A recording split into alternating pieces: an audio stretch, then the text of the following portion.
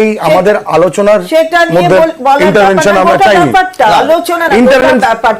গোটা ব্যাপারটার মধ্যে একটা নজর আলোকপাত হোক। তারা যেটা বললেন, যে যেটা অনিকেত বলল, যে বলেছে ব্যাকবোন, জুনিয়র ডক্টরস তারা ব্যাকবোন মানে শির দ্বারা, শিখন্ডি বলেনি। দুটো শব্দের মধ্যে আকাশ আর পাতাল তফাৎ আছে। শির দ্বারা, ব্যাকবোন। জাস্টিস চন্দ্রচূড় বলেছেন junior doctors are backbone of the entire health system. Shikhandi না, শিখন্ডি তো কাউকে খাড়া করে তাকে ব্যবহার করা হয়। জগন্নাথ, এক তো মেল করার যে ইস্যুটা, এটা জুনিয়র ডক্টরদের পক্ষ। জগন্নাথ, তুমি তো সাংবাদিকও ছিলে, কালকে যদি গভর্নমেন্ট বলে যে রাষ্ট্রপতি তাহলে বুঝে নিক বা সুপ্রিম কোর্ট বুঝে নিক, কি হবে? অ্যাডমিনিস্ট্রেটিভ অ্যাঙ্গেল থেকে যদি দেখা হয় তাহলে সরকারের অনেক কিছু করার স্কোপ ছিল। আমি বিজেপির প্রতিনিধি হিসেবে এই কথাটা বললাম না, অ্যাডমিনিস্ট্রেটিভলি যদি দেখা হয়। কিন্তু যে কথাটা বলছি, যে নারায়ণ নিগম একজন বিশিষ্ট ভদ্রলোক, তিনি যেভাবে মেলটি করেছিলেন ওটা চাঁদ সদাগরের বাঁ হাতে মনসা পুজো করার মতো। সেটা কে শিখিয়ে দিলেন? চিফ সেক্রেটারি একটা ফরম্যাটিভ মেল পাঠিয়ে সেটা শিখিয়ে দিলেন তাকে। সেদিন এত টেকনিক্যাল আলোচনা, আমি বলছি আমি যদি ওদের আবেগ নিয়ে চলতে চাই তাহলে সেদিন ওইভাবে মেলটা করা উচিত হয়নি। দ্বিতীয় বিষয় যেটা হচ্ছে, এরপর যখন আলোচনার প্রশ্ন, এবং টেকনিক্যাল নয় তথ্যের ভিত্তিতেই বলছি, আমলাদের একটা অংশ লাইভ স্ট্রিমিং এ রাজি ছিল, পুলিশের একাংশ বললো লাইভ স্ট্রিম করতে দেবো না, ডাক্তারদের ভিলেন বানাবো। এবং কাল থেকে সেই প্রক্রিয়া শুরু হয়েছে। আজকে ক্ষতিপূরণ ঘোষণা হয়েছে, এবং ক্ষতিপূরণ ঘোষণা হয় কি, চোলাই মধ্যে মগরাহাটে আমরা ক্ষতিপূরণ দেখেছি, আমরা ধর্ষিতার রেট বেঁধে দেওয়া দেখেছি, ধর্ষিতার শোক পালনের দিন দেখেছি। কিন্তু তারপরে যে জায়গাটা আসছে, এরপরেও মানুষ এবার এতদিন এদের সঙ্গে ছিল বলে এই মুভমেন্টটা ট্র্যাকশন পাচ্ছিল। এই মুভমেন্টটা ট্র্যাকশন পেতে শুরু করবে যখন এই প্রেজেন্ট প্লিজ হওয়া শুরু হয়েছে,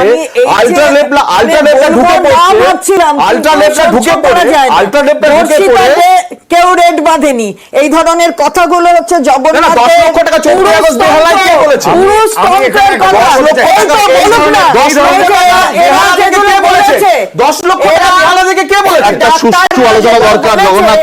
না, ডাক্তাররা যেটা বলেছিল তার মধ্যে কিন্তু কম্পেনসেশনের কথাটা ছিল।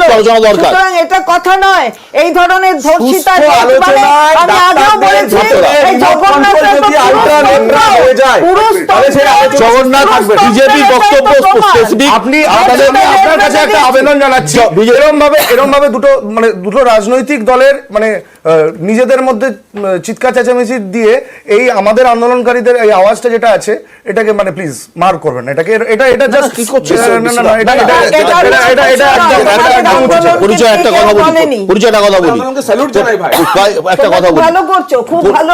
আন্দোলন নিয়ে কোনো প্রশ্ন নেই, অসম্মান করেনি। এক জায়গায় দেখাতে পারবে যে মুখ্যমন্ত্রী পরের পর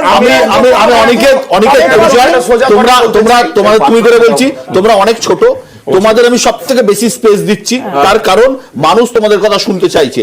তোমরা এই যে দুজন যে আছো, আমার এতক্ষণ পর্যন্ত যে এখন পর্যন্ত হয়েছে, তোমরা দুজনে সব থেকে বেশি স্পেস পাচ্ছ, এবং আমি আবারও তোমাদের স্পেস দেব। কিন্তু এটা পরিষ্কার করে বুঝে নেওয়া ভালো যে এই আন্দোলনের প্রতি আমাদের প্রত্যেকের সহমর্মিতা, প্রত্যেকের সাপোর্ট রয়েছে। আমরাও চাই এই মানুষ বিচার পাক, এ নিয়ে কোথাও কোনো সন্দেহের অবকাশ নেই। কিন্তু একই সঙ্গে পশ্চিমবঙ্গের সাধারণ মানুষও চায় এই সমস্যার সমাধান। আমার আশা করি তোমরাও চাও, একটা আন্দোলন যদি কানাগলিতে ঢুকে পড়ে, দিনের পর দিন, বছরের পর বছর চলতে থাকে সে আন্দোলন, তখন তোমরা তো ডাক্তার, তোমাদের যদি কাজ ফেলে সারাদিন রাস্তায় বসে থাকতে হয়, আমি যদি সাংবাদিকতা ছেড়ে সারাদিন অন্য কোথাও বসে থাকি, আমারও যা অবস্থা হবে, তোমাদের তো একই অবস্থা হবে। সুতরাং কোথাও একটা এই জায়গা বাচ্চার কাছে শুনে তো আসবো অনেকে। আমার নিজের দর্শক মনে হচ্ছে দুটো পয়েন্ট,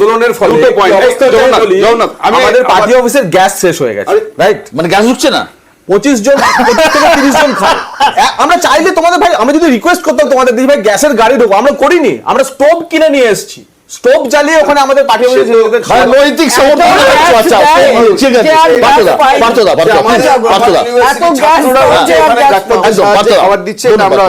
ঠিক আছে, সেই সহমর্মিতা থাকবেই। আমার নিজের কথা হচ্ছে, এই দায়টা হচ্ছে সরকারের। আমি এই কারণের জন্য বলছি যে এই আলোচনা ইনিশিয়েট করা, প্রোঅ্যাক্টিভ রোল প্লে করা অনেক বেশি সরকারের দায়, রাদার দেন যারা আন্দোলনকারী তারা তাদের কথা উল্লেখ করেছেন। ফলে এই যে লাইভ স্ট্রিমিং এর প্রশ্নটা উঠছে না, এটা আসলে মেয়ারলি একটা টেকনিক্যাল প্রশ্ন না। বিশ্ব আমি মনে করি যে যে কাইন্ড অফ মিসট্রাস্ট, আমি বলবো অনাস্থা এই পুলিশ প্রশাসন, হেলথ প্রশাসন তার উপর যেটা তৈরি হয়েছে, সেখানে দাঁড়িয়ে এই স্বচ্ছতা সরকারের তরফ থেকেই কাম্য। আমি কাম্য এই কারণের জন্যই বলছি যে তা না হলে পরে আজকে ছাত্ররা যে দাবি করেছে সেই দাবির সাথে it has got nothing to do with supreme court judgment. আমি আপনাকে এই কারণের জন্য বলছি, সুপ্রিম কোর্টেই হত্যার বিচার নিয়ে আলোচনা হচ্ছে, কিন্তু যদি এই কথা বলা হয় যে এই যে থ্রেড সিন্ডিকেট যেটা চলছে গোটা রাজ্য জুড়ে বিভিন্ন হাসপাতালে, যেখানে কি দিন হচ্ছে, সেখানে মরা কিভাবে বিক্রি হচ্ছে, সেখানে রিসোর্স নষ্ট হচ্ছে, সিন্ডিকেট রাজ চলছে, যদি আমি চাই যে আমাদের উচ্চ স্বাস্থ্য শিক্ষা প্রতিষ্ঠানে ছেলেমেয়েরা যে লেখাপড়ার একটা পরিবেশ থাকুক, তাহলে তার একটা পূর্ব শর্ত সরকারকে তৈরি করতে হয়, এবং সেই পূর্ব শর্ত হচ্ছে গোটা রাজ্যের মানুষ যখন চেয়েছে এই যে পুলিশের কর্তা যিনি মুখ তার স্টেপ ডাউন করা, অথবা ছাত্ররা যখন চাইছে যে স্বাস্থ্যের দায়িত্বে যিনি ছিলেন হি হ্যাজ মিজারেবলি ফেল্ড, সে ব্যর্থ হয়েছে, এবং এমন হুইসেল ব্লোয়ারও প্রচুর ওয়ার্নিং দিয়েছে, এরপরে দাঁড়িয়েও স্বাস্থ্য সচিব, পুলিশ এরা দাঁড়িয়ে কোনো কাজ করতে পারেনি। ফলে আলোচনা যদি শুরু করতে হয় প্রতীকী ঢঙে হলেও এই দুজন লোকের ওখান থেকে সরা উচিত, তবে আলোচনা শুরু হয়। আমি বলা আলোচনা তো হতেই পারতো, লাইভ স্ট্রিমিং এর কি প্রশ্ন? সরকারকে আগে আলোচনার জন্যই তো বসেছিলেন। আমি বলছি যাদবপুর কলরব আন্দোলনে বিশ্ব অভিজিৎ চক্রবর্তীকে মুখ্যমন্ত্রী সরিয়েছিলেন, আমি বলছি হোয়াই নট ইন দিস। আমি সুপ্রিম আলোচনায় আসছি, এই আলোচনাতেই আসছি। এত আগে থেকে নানা রকম হাইপোথেটিক্যাল কিছু চিন্তা করবার তো প্রশ্ন নেই পার্থবাবু, সুতরাং এটা প্রস্তুতি তো করা ছিল।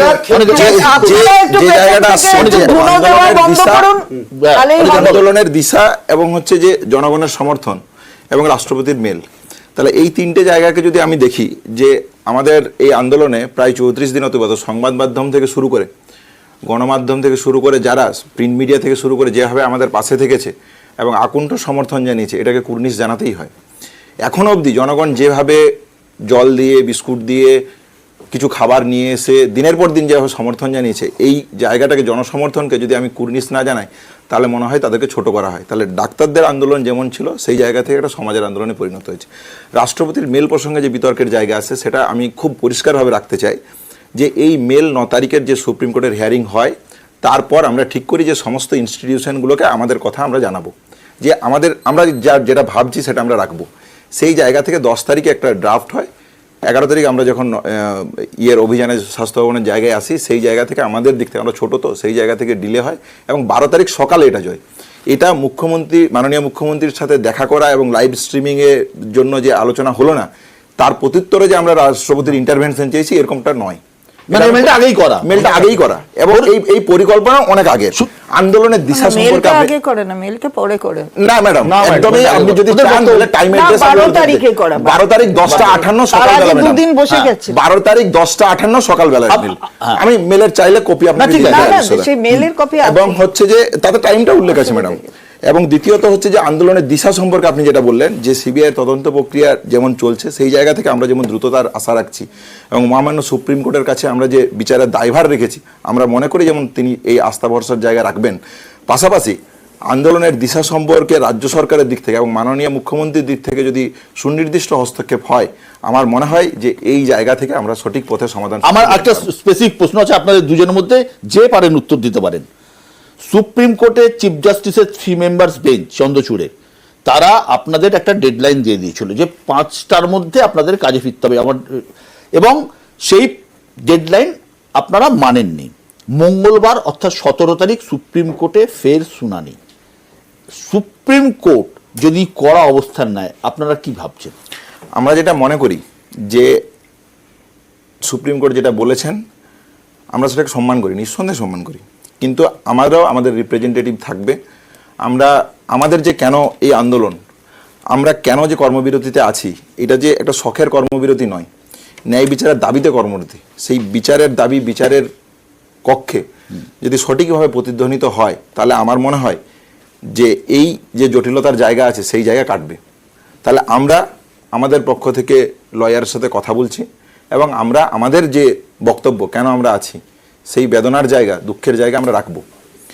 মহামান্য সুপ্রিম কোর্ট কি করবেন সেটা তার ব্যাপার। তাহলে সেই জায়গা থেকে তিনি যে আদেশ দেবেন বা যে বার্তা দেবেন, সেই বার্তা আমাদের কাছে একটা আদেশের মতোই। তাহলে সেই বার্তা নিয়ে আমরা আলোচনা করব, আমাদের যে ফ্রন্ট তৈরি হয়েছে সেই ফ্রন্টের থেকে আলোচনা করে আমরা আমাদের সম্মিলিত চিন্তা রাখবো।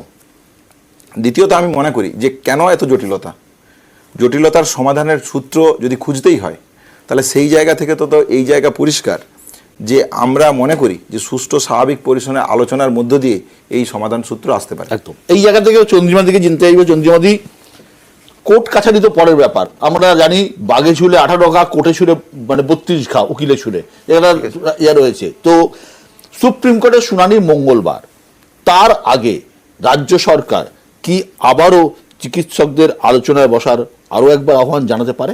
গতকাল মাননীয় মুখ্যমন্ত্রী খুব পরিষ্কার করে যে প্রেস কনফারেন্স করেছেন সেখানে তিনি বলেছেন যে তিনি বসেছিলেন, তিনি চেয়েছিলেন, তার সদর্থক ইচ্ছা ছিল যে এগুলো যে কোনো সমস্যার সমাধান হোক। এবং কেন? কারণ সেখানে বসে 5টা বেশি কথা হতে পারতো, 5টা পয়েন্ট আবার না থাকতে পারতো, এই নানান বিষয়টা নিয়ে আলোচনা হয়ে সমাধান হতে পারতো, কিন্তু সেটা হয়নি। এবং তিনি বলেছেন আগামী দিন যদি তারা চায় তারা আসতে পারে, প্রশাসনিক কোনো কিছু তাদের বার্তা থাকে যে তারা আসবে, আলোচনা করবে, তারা বলতে পারে সেটা তখন সরকার নিশ্চিতভাবে বিবেচনা করবে, সেটা কালকেও বলেছেন। কিন্তু আমি একজন লিগ্যাল ফ্র্যাটার্নিটির লোক, সুতরাং আমি লিগ্যাল ফ্র্যাটার্নিটি, আমি মেডিকেল ফ্র্যাটার্নিটির লোক নই, এটা সবাই জানে আমি লিগ্যাল ফ্র্যাটার্নিটির লোক।